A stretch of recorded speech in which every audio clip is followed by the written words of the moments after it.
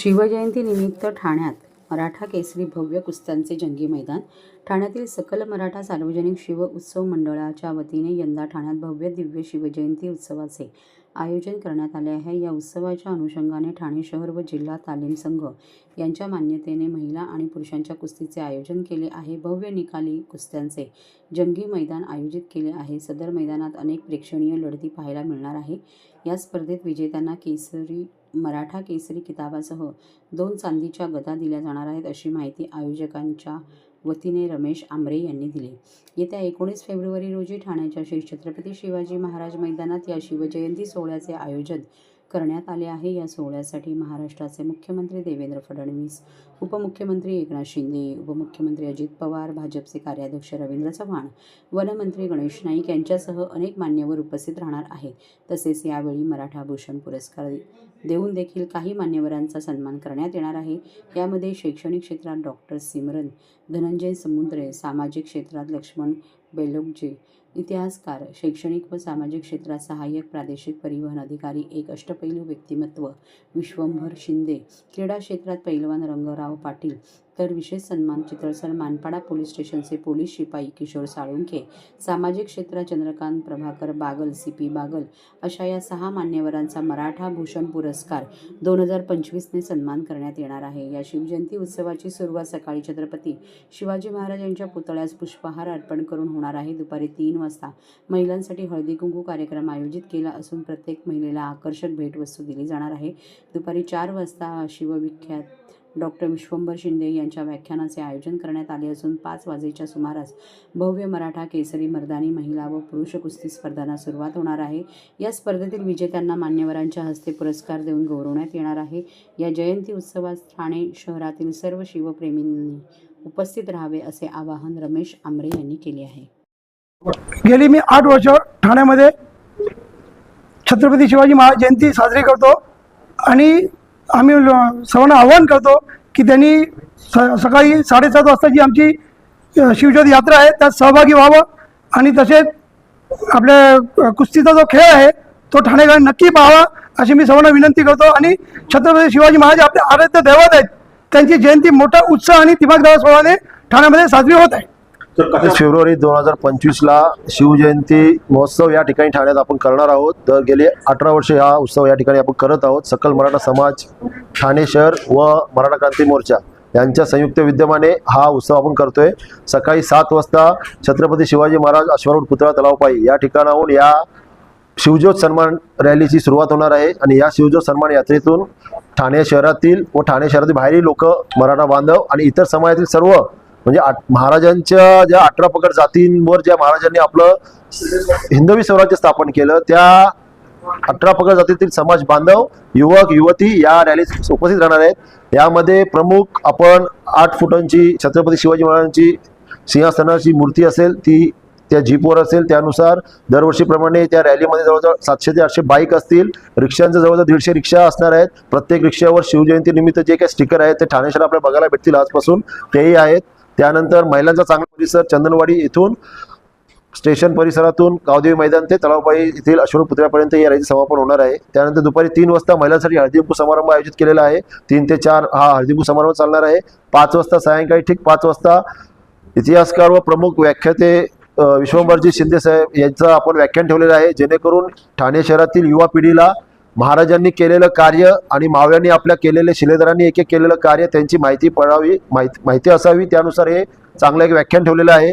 त्या व्याख्यानंतर सायंकाळी 6 ते रात्री 10 वाजेपर्यंत जवळजवळ 90 कुस्त्या या ठिकाणी होणार आहेत. त्यापैकी 20 कुस्त्या या महिलांच्या आहेत आणि 60 ते 70 कुस्त्या आहेत त्या पुरुषांच्या होणार आहेत. त्यामध्ये नेपाळचे आपले कुस्ती पैलवान थापा, देवा थापा एक प्रसिद्ध कुस्ती पैलवान आहेत, ते येणार आहेत. यामधून आमचा एकच असा मेसेज आहे की सर्व ठाणेकरांना व युवक युवतींना की आपण आज जी संस्कृती अनुभवतोय मोबाईलद्वारे अथवा मॉलमध्ये जाऊन जे काही आपण करतोय त्या गोष्टी करण्यापेक्षा आपण मराठी मातीतल्या खेळाकडे वळावं. त्यानुसार आपल्या ज्या म्हणजे महाराजांनी जे काही स्वप्न बघितली होती हिंदवी स्वराज्य स्थापन करताना, त्यानुसार आपण नक्की चालतोय का यावर आपलं काय मत आहे याबद्दल आपण अभ्यास करू. त्यासाठी हे व्याख्यान ठेवलेलं आहे. अशा प्रकारे आम्ही पुनर्नियोजन सकल मराठा समाज व मराठा क्रांती मोर्चा ठाणे शहर यांच्या वतीने केलेलं आहे. पुरस्कारामध्ये आम्ही आता सांगितलं 6 पुरस्कार आहेत. त्यामध्ये आम्ही एकूण सिमरन समुद्रे शैक्षणिक क्षेत्रात डॉक्टर झालेले आहेत, त्यांनी डॉक्टरकी मिळवली आहे. त्याचबरोबर लक्ष्मण बेलगोजी जे सामाजिक क्षेत्रात त्यांनी काम केलेलं आहे चांगलं. त्याचबरोबर इतिहासकार शैक्षणिक व सामाजिक क्षेत्रात चांगलं काम केले असे एक परिवहन क्षेत्राचे अधिकारी आहेत, अष्टपैलू व्यक्तिमत्व विश्वंभरजी शिंदे यांचं व्याख्यान आहे, त्यांनाही पुरस्कार देणार आहोत.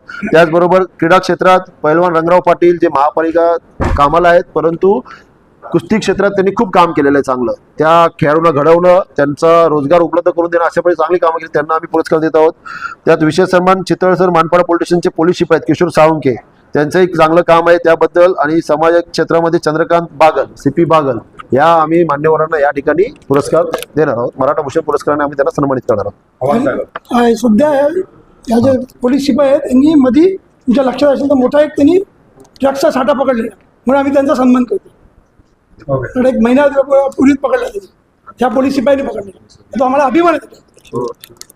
आम्ही सकल मराठा समाज ठाणे व मराठा क्रांती मोर्चा ठाणे यांच्या वतीने सर्व ठाणेकर बंधू बांधवांना, सर्व समाजातील शिवप्रेमींना, सर्व समाजातील बांधवांना, युवकांना, युवतींना विनंती करतो, आपण या उत्सवात सहभागी व्हा. सकाळी 7 वाजल्यापासून ते सायंकाळी रात्री 10 वाजेपर्यंत जे काही कार्यक्रम आहेत त्यामध्ये आपण मनापासून आणि जल्लोषाने उपस्थित राहा. आपल्याला चांगल्या प्रकारे या ठिकाणी नियोजन केलेलं आहे. सर्वांना विनंती, आपण या ठिकाणी शिवजन्मोत्सवात सहभागी होऊन शिवजयंती उत्सव चांगल्या प्रकारे पार सहकार्य करा. धन्यवाद.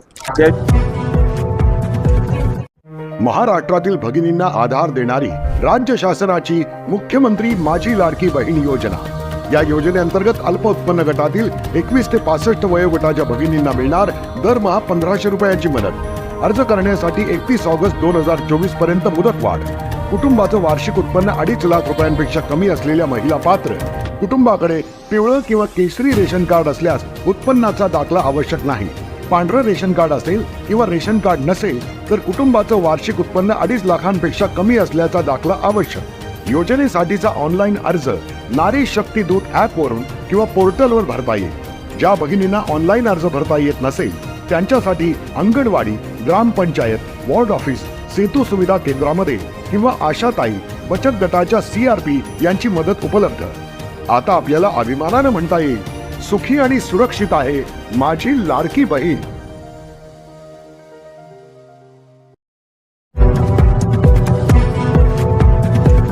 सिग्नल शाळा ठरते NEP अवलंबणारी पहिली उपक्रमशील शाळा.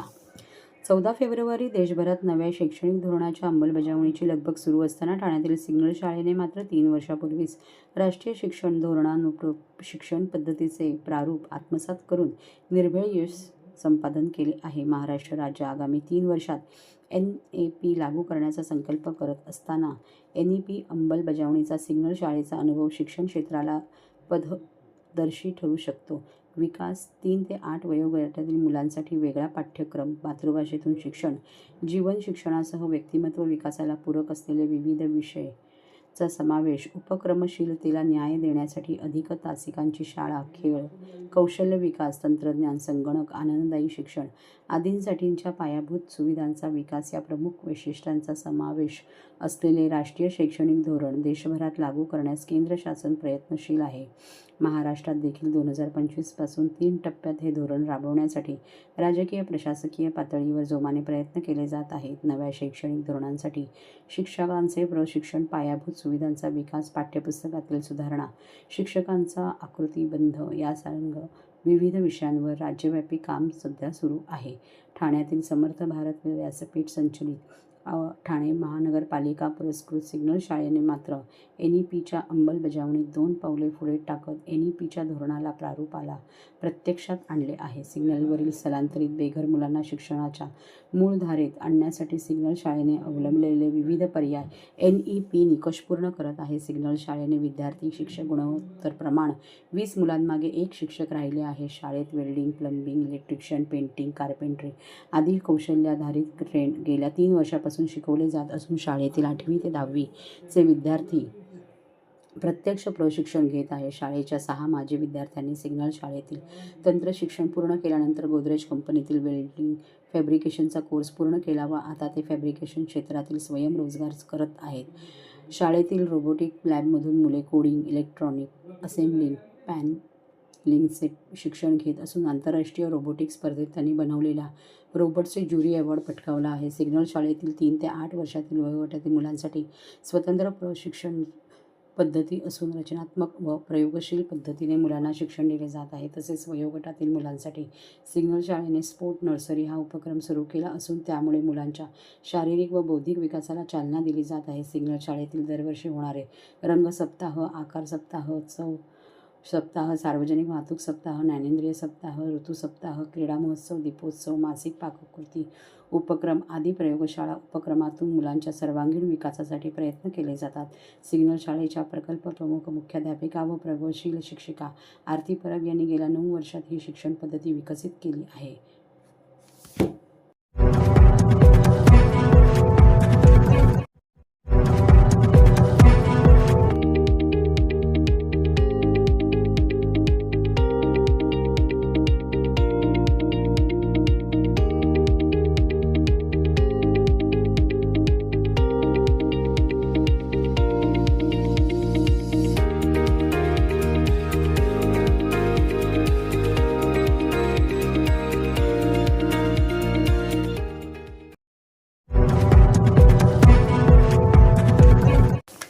रसिकांच्या उदंड प्रतिसादाला रंगला संगीतभूषण पंडित राम मराठे संगीत महोत्सव. तिसऱ्या दिवशी संगीत बावनखणीचा हाऊसफुल प्रयोग. पंडित शौनक अभिषेकी यांचे गायन आणि पंडित विश्वमोहन भट यांच्या मोहन वीणा वादनाने रसिक मंत्रमुग्ध. संगीतभूषण पंडित राम मराठे संगीत महोत्सवाच्या 29व्या वर्षाचा कळसाध्यक्ष पंडित विश्वमोहन भट आणि सलील भट यांच्या मोहन वीणा वादनाने तसेच पंडित शौनक अभिषेकी यांच्या गायनाने लिहिला गेला. त्याचबरोबर अखेरच्या दिवशी झालेल्या संगीत बावनखणी या नाटकाच्या प्रयोगास रसिकांची हाऊसफुल उपस्थिती होती. ठाणे महानगरपालिका आयोजित संगीतभूषण पंडित राम मराठे स्मृती संगीत महासमारोहाचे यंदाचे 29वे वर्ष होते. डॉ. काशीनाथ घाणेकर नाट्यगृह येथे 3 दिवस हा महोत्सव रंगला. रविवारी महोत्सवाच्या सांगतेच्या दिवशी लेखक विद्याधर गोखले यांच्या समर्थ लेखणीमुळे अजरामर झालेले आणि यशवंत देव यांच्या संगीताने नटलेले संगीत बावनखणी हे 2 अंकी नाटक सादर झाले. त्याची रंगावृत्ती, नेपथ्य संकल्पना आणि दिग्दर्शन श्रीकांत दादरकर यांचे होते. संगीत मार्गदर्शन ज्ञानेश पेंढारकर, नृत्य मार्गदर्शन स्मृती तळपदे यांचे होते तर निर्मिती प्रमुख म्हणून शुभदा दादरकर यांनी जबाबदारी सांभाळली. गौतम कामत, मैत्रेय नाईक, अभिजित कासेखेडीकर, प्राची जोशी फर्नांडिस, प्रसाद केळकर, हेमंत किरकिरे, प्रतीक फणसे, विधी मोरे, चंद्रकांत जोशी, तन्वी गोरे आणि धवल भागवत या कलाकारांनी भूमिका साकारल्या. रसिकांची सर्वाधिक उपस्थिती या प्रयोगास लाभली. दुसऱ्या सत्रात पंडित शौनक अभिषेकी यांच्या स्वरात रसिक न्हावून निघाले. त्यांना हार्मोनियम साथ अनंत जोशी यांनी तर तबला साथ तेजवृक्ष जोशी यांनी केली. तर महोत्सवाची सांगता पंडित विश्वमोहन भट आणि सलील भट यांच्या मोहन वीणा वादनाने झाली. त्यांना तबला साथ पंडित मुकुंदराव देव यांनी दिली. या महोत्सवात कलाकारांचे स्वागत अतिरिक्त आयुक्त 1 संदीप माळवी, अतिरिक्त आयुक्त 2 प्रशांत रोडे आणि उपायुक्त माहिती व जनसंपर्क उमेश बिरारी यांनी केले. तर संपूर्ण महोत्सवाचे प्रवाही सूत्रसंचालन निवेदन राजेंद्र पाटणकर यांनी केले. महोत्सवातील ध्वनी यंत्रणेची जबाबदारी भगवान भोईर यांच्यावर होती तर नाटकाची ध्वनी व्यवस्था अलंकार देसाई यांनी सांभाळली.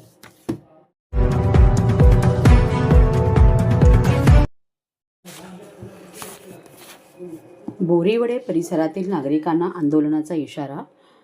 ठाणे घोडबंदर रोडवरील बोरीवडे गाव परिसरात सुरू असलेल्या RMC बॅचिंग प्लांटमुळे स्थानिक नागरिक त्रस्त झाले असून त्यांनी रस्त्यावर उतरून आंदोलनाचा इशारा दिला आहे.